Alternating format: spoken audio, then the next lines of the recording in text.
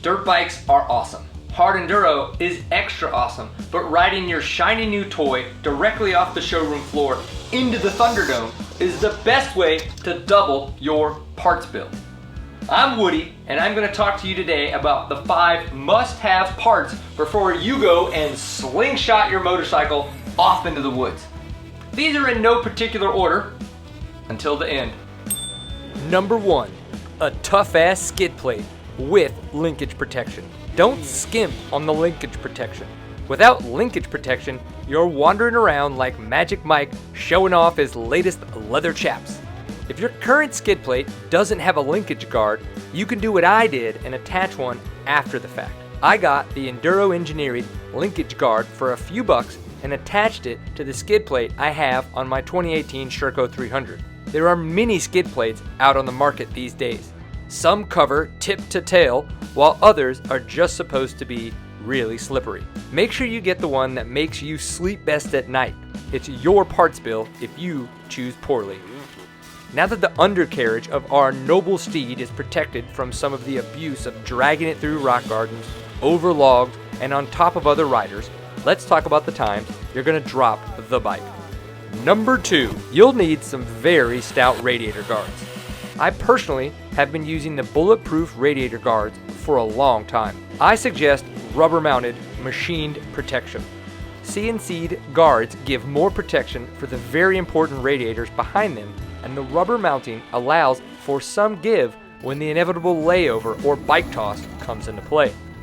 There are a few other machined guards out there these days, along with some stamped options that have fairly looking mounting options. You need to choose what works best for your bike and your budget. But remember, replacing radiators isn't the cheapest option, and you can't finish a race without coolant. Number 3, if you want to keep your wheels turning, you need to make sure your brake rotors don't get jacked up. The sport of hard enduro is evolving, and with that, so are the rock gardens.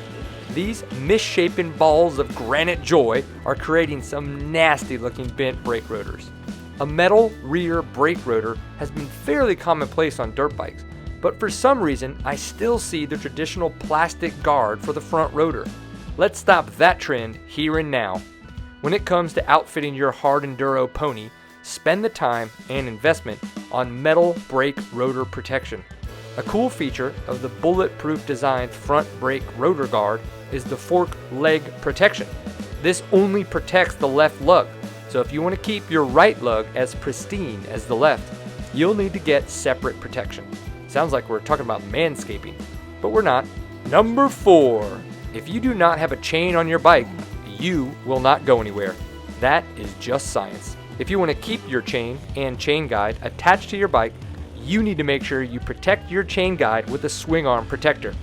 Adding a TM Design Works chain guide is what the cool kids do, but without the extra protection to keep the guide attached to the swing arm, you'll be twisting that throttle with nowhere to go.